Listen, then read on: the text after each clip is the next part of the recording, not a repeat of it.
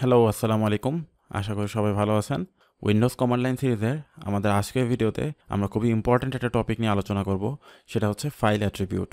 মানে আমরা আমাদের কম্পিউটারে যে বিভিন্ন ডিরেক্টরিতে বা বিভিন্ন জায়গায় আমরা যেই ফাইলগুলো রাখি, সেই ফাইলগুলোর যে অ্যাট্রিবিউটগুলো আছে সেগুলো কিন্তু আমরা চাইলে কন্ট্রোল করতে পারি আমাদের কমান্ড লাইন ইন্টারফেসের মাধ্যমে। যেমন একটা ফাইলের বিভিন্ন পারমিশন দেওয়া বা একটা ফাইল কী অবস্থায় আছে সেগুলো আমরা কিন্তু চাইলে কমান্ড লাইন ইন্টারফেসের মাধ্যমে ওইগুলো আমরা কন্ট্রোল করতে পারি। তো চলুন আমরা প্র্যাকটিক্যালি দেখার চেষ্টা করি কিভাবে আমরা এই কাজগুলো করতে পারবো।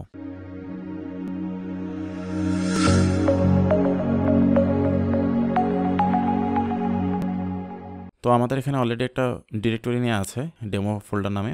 এটা যদি আমরা ওপেন করি, এর ভিতরে আমরা দেখতে পারতেছি যেখানে 4টা ফাইল আছে। একটা ব্যাচ ফাইল, একটা ওয়েবপি বা ইমেজ ফাইল, একটা demo.txt একটা টেক্সট ফাইল, আর একটা আছে panda.jpg নামে একটা ইমেজ ফাইল। তো আমরা ফাইলের যে অ্যাট্রিবিউটগুলো আছে সেই অ্যাট্রিবিউটগুলো আমরা কিভাবে কন্ট্রোল করতে পারি সেটা যদি আমরা একটু দেখার চেষ্টা করি। আমাদের কমান্ড লাইন ইন্টারফেসে আমরা বা আমাদের কমান্ড প্রম্পটে আমরা এখন বর্তমানে আছি টেকডিতে। আমাদের প্রথমে আসতে হবে ডেমো ফোল্ডারের ভিতরে। তার জন্য আমাদের করতে হবে কি সিডি ডেস্কটপ দেন /ডেমো ফোল্ডার।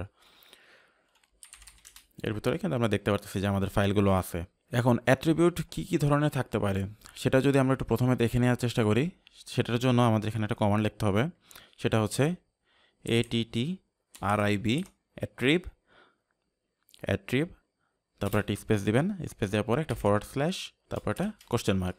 দেন এটার পরে যদি আমরা ইন্টারপ্রেস করি তাহলে কিন্তু আমরা দেখতে পারতেছি যে একটা ফাইলের কোন ধরনের অ্যাট্রিবিউটগুলো থাকতে পারে। এই যেখানে লেখা আছে ডিসপ্লেইজ অর চেঞ্জেস ফাইল অ্যাট্রিবিউটস, এখানে কিন্তু বিভিন্ন সিম্বলের মাধ্যমে বোঝানো আছে যে এটার কোনটা ইউজ করে আমরা কিভাবে এই ফাইলগুলো অ্যাট্রিবিউটগুলো চেঞ্জ করতে পারবো। যেমন +সাইন, এটা হচ্ছে সেট করার জন্য কোনো অ্যাট্রিবিউট। মাইনাস দিলে আমরা সেই অ্যাট্রিবিউট যেটা সেট করা আছে সেটাকে আমরা ক্লিয়ার করার জন্য।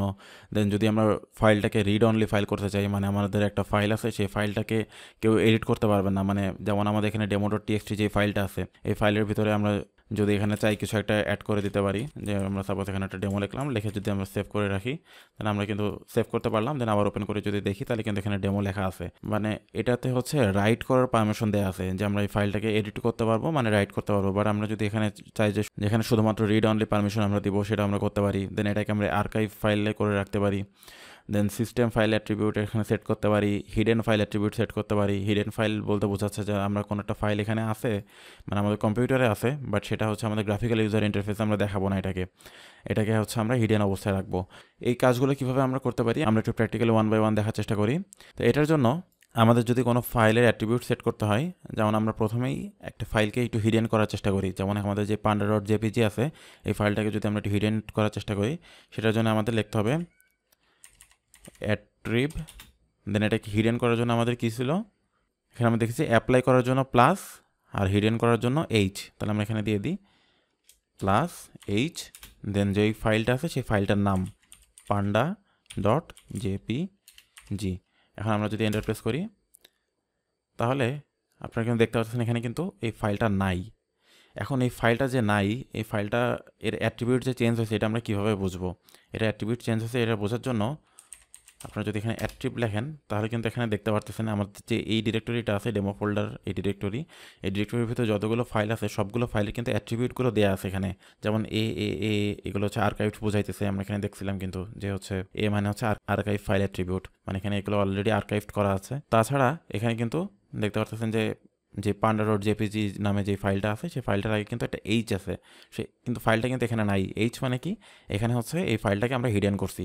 তাহলে এই ফাইলটাকে যদি এখন আমরা হিডেন করা ছাড়া এটাকে যদি আমরা আবার হিডেন থেকে সরাই নিয়ে যেতে চাই, তাহলে আমাদের কাজটা কি করতে হবে? অ্যাট্রিব সেট করার জন্য প্লাস দিয়েছিলাম, এখন উঠাই নেওয়ার জন্য আমাদের মাইনাস দিতে হবে। দেন কি উঠাবো?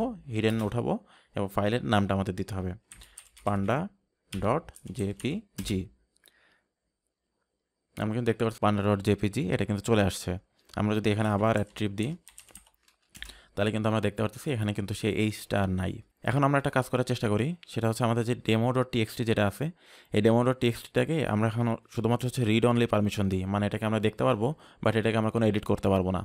তাহলে এটার জন্য আমরা কীভাবে করতে পারি? এটার জন্য আমাদের অ্যাট্রিব +r দেন ফাইলের নামটা demo.txt আমরা যদি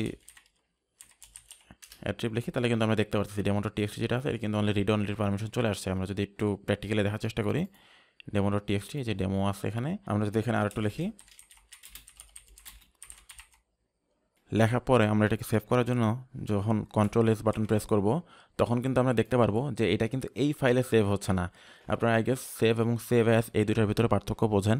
সেভ দিয়ে আমরা যে কোনো একটা ফাইল, সেই ফাইলটাকেই তার ভেতরেই আমরা ওটাকে সেভ করতে চাই, আর সেভ অ্যাজ মানে ওই যে ফাইলটা আছে সেই ফাইলের আরেকটা ডুপ্লিকেট আমরা ফাইল সেভ করব। এটা যদি আমরা এখানে একটু চেক করি ফাইলের ভিতরে তাহলে কিন্তু দেখতে পারবো যে আমাদের কাছে দুইটা অপশন আছে, একটা সেভ, একটা সেভ অ্যাজ।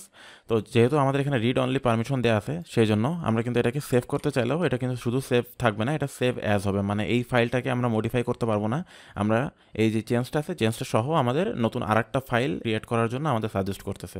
তো আমরা বুঝতে পারলাম কীভাবে আমরা এটাকে রিড অনলিতে অ্যাপ্লাই করতে পারলাম। তো এইভাবেই আপনাদের কম্পিউটারে যে বিভিন্ন ফাইলস আছে সেই ফাইলসগুলোর উপর আপনারা বিভিন্ন অ্যাট্রিবিউট অ্যাপ্লাই করতে পারবেন। আপনারা এটা একটু প্র্যাকটিস করে দেখবেন। আমরা দেখেছিলাম যে অ্যাট্রিব /& মাধ্যমে আমাদের যতগুলো অ্যাট্রিবিউট পসিবল সবগুলো এখানে একটা চার্ট অলরেডি দেওয়া আছে, এগুলোর মাধ্যমে আপনারা একটু দেখে নিতে পারবেন যে কোনটা কোনটা এখানে অ্যাপ্লাই করা পসিবল, সেগুলো দেখে আপনারা একটু প্র্যাকটিস করবেন। খুবই ইউজফুল একটা ফিচার, আপনারা যারা আইটি এনথুজিয়াস্ট আছেন আপনাদের সবার জন্য এই ফিচারটা খুবই ইউজফুল একটা ফিচার হবে। তো আশা করতেছি এই ভিডিওটা থেকে আপনারা উপকৃত হবেন। সামনের ভিডিওগুলো দেখার জন্য আমন্ত্রণ থাকলো। সবাই ভালো থাকবেন। আসসালামু আলাইকুম।